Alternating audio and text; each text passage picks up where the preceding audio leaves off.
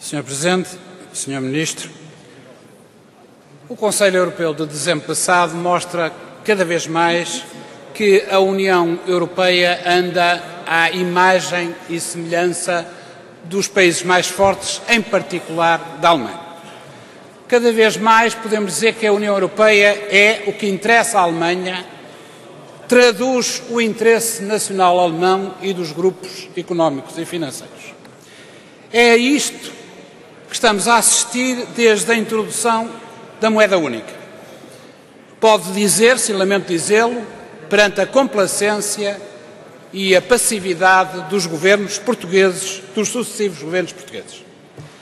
Repare que a moeda única foi concebida segundo as imposições alemãs. Ou era aquilo ou não era nada. A moeda única era forte para servir a economia alemã.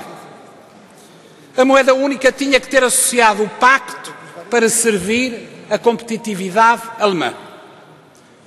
Repare também que o alargamento aos países de leste foi feito daquela forma rápida, sem colher os impactos, necessariamente para responder aos interesses da economia alemã e dos grupos económicos e financeiros alemães.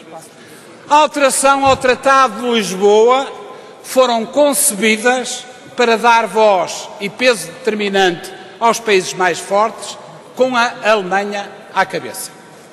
O modelo de governação económica, senhores deputados, impondo austeridades, violando eventualmente normas constitucionais, substituindo-se às competências nacionais, é concebido para responder às imposições e aos interesses alemães. E, finalmente, é também imposta pela Alemanha, e só depois pela França, é verdade, uma nova alteração ao Tratado de Lisboa, o tal que era para 50 anos, que agora está em debate, ou pelo menos se julga estar em debate. Naturalmente, traz atrelada a esta alteração a ideia de transformar numa espécie de protetorado aquilo que são os países que venham a necessitar do chamado mecanismo de apoio permanente. E eu gostava de perceber o que é que o Governo quer fazer designadamente sobre esta última matéria. Como pensa o Governo lançar o debate sobre esta alteração ao Tratado? Como pensa o Governo dar conta ao país e a esta Assembleia do debate sobre as disposições que estão a ser feitas e que condicionarão a utilização do mecanismo financeiro permanente? Vai o Governo colocar o país perante factos consumados novamente, como o fez relativamente à governação económica? E, finalmente, uma pergunta que cada vez mais entra na ordem do dia, Sr. Ministro. Tem o Governo pensado alguma estratégia de resposta nacional e comunitária, nacional ou comunitária, perante um eventual cenário de saída controlada e ou negociada da zona euro do nosso país? Muito obrigado. Sr. Ministro, eu registrei que não quis responder duas questões que eu lhe coloquei.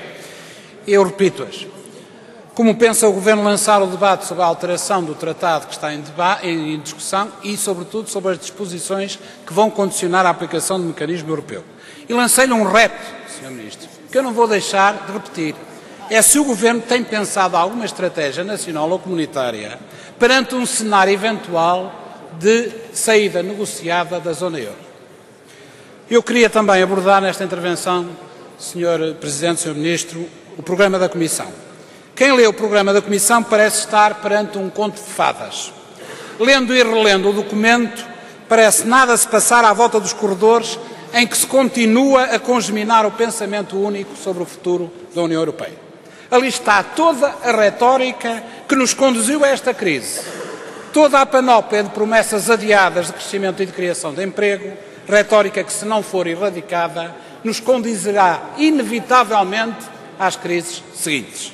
Fala-se de governação económica e passa-se uma esponja sobre os mecanismos em aprovação, os quais, para além da colisão com princípios constitucionais ou competências próprias, podem determinar, no caso português, a aplicação de multas anuais que variam entre 175 e 850 milhões de euros anuais, a reverter para os chamados países cumpridores, de uma forma proporcional à sua riqueza. Isto é, para quem nos ouve, o quinhão maior do nosso dinheiro, das nossas multas, será dado aos países mais ricos. Fala-se de completar a reforma da regulação financeira e fica para a história a prometida proibição de todos os mecanismos de investimento especulativo, de criação de um imposto sobre transações financeiras, passando-se uma outra esponja sobre a anunciada restrição de funcionamento de paraísos fiscais, offshores e zonas francas, permitindo, por exemplo, que o reforço dos sistemas legalizados de fuga aos impostos, passa a expressão, que estiveram na base de fraudes no BCP, no BPP e no BPN, possa ser defendido, como foi anteontem, pelo candidato Cavaco Silva num comício de campanha eleitoral na região autónoma da Madeira. Fala-se do novo orçamento comunitário e até se lhe chama moderno, veja-se, e passa-se uma esponja sobre o anunciado congelamento das perspectivas financeiras para até 2020, já apresentado pelo trio do Diretório Europeu, constituído pela Alemanha, a França e o Reino Unido. No programa da Comissão, Sr. Ministro, Sr. Presidente, parece que se fala de tudo, mas na verdade omite-se o essencial. É que com políticas de austeridade impostas de forma arbitrária e violenta, em especial afetando os países mais débeis, não se promove a recuperação nem o crescimento, não se combate o desemprego, antes se fomenta a estagnação e a recessão, quando muito o crescimento medíocre ou pífio, e, em consequência, gerar-se-ão inevitavelmente novos desequilíbrios orçamentais e maiores dependências externas. No programa da Comissão, Sr. Ministro, omite-se até a nova revisão para alterar o tratado, que era para durar 50 anos. Importa, por isso, urgentemente, mudar de políticas e orientações. Importa, neste contexto, como eu disse ao Sr. Secretário de Estado hoje de manhã, mas ele não me ouviu, preferiu dar a volta às minhas afirmações, é preciso dar um murro na mesa e fazer com que a construção europeia seja feita para os povos e não continue a ser feita para os países mais poderosos ou em nome daquilo que são os interesses dos grandes grupos económicos e financeiros.